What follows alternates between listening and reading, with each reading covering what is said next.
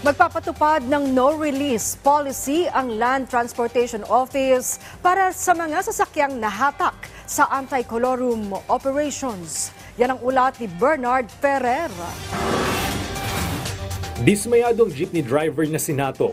Ipatutupad kasi ng Land Transportation Office ang no-release policy sa mga sasakyan na na-impound sa anti-colorum operations. Posible nitong maapektuhan ang mga kasamahan nila na nabigo makapag-consolidate sa PUV Modernization Program. Para sa kanya, kailangan ding marinig ang hinaing na mga hindi nakapag-consolidate na itunuturing na ngayon ng mga colorum. Kawawa naman yan, mga pamilyado yan eh. Saan kukuha ng panggastos yung mga yan? Sa pagmamaneho lang ang inaasahan eh. Umaasa sila na kahit papaano ay mabigyan pa ng panahon ang mga kasamahan nila na makapasada. Kung bibigyan sila ng pagkakataon na bumiyahe, pwede silang bumiyahe. Bakit hindi? Basta sundin nilang yan talaga kung anong gusto mangyari ng gobyerno. Para sa LTO, masyado ng matagal at malalim ang problema sa iligal na operasyon ng mga colorum na sasakyan. Kailangan na anya nilang magpatupad ng mas mabigat na parusa.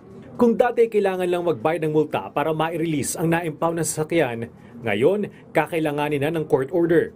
Sa isang memorandum na ipinalabas sa lahat ng regional directors, district office heads at chiefs ng LTO units, ipiniliwanag na kailangan agad na maisampa ang mga kasong kriminal sa bawat matagumpay na anti-colorum operations. Sinasabing 30% ng kita araw-araw ang nawawala sa mga lehitimong operator at driver dahil sa operasyon ng mga colorum na sasakyan. Sa umiiral na polisiya, ang mga mahuling colorum na jeepney ay maaaring pagmultahin ng 50,000 piso para sa operator, 1 taong suspension para sa driver at 30 araw na pag-impound sa sasakyan. Bernard Ferrer para sa Pambansang TV sa Bagong Pilipinas.